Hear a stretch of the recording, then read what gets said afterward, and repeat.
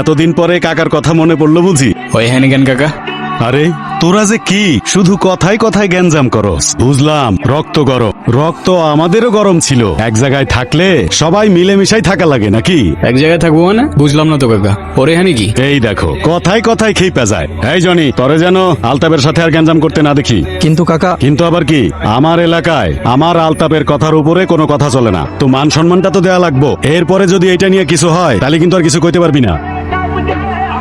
আচ্ছা তুই এখন যা। হ্যাঁ হ্যালো, আরে এটা কোনো ব্যাপার হইলো? আমার আলতাপরে পাঠাই দিমুনি। আচ্ছা আচ্ছা শোন, তোরে যে জন্য ডাকছি।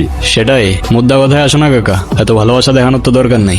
এই যে এত ঠোঁট কাটা থাকলে দুনিয়াতে টিকতে পারবি না বাজান। আরে কাজের কথায় আসো না কাকা।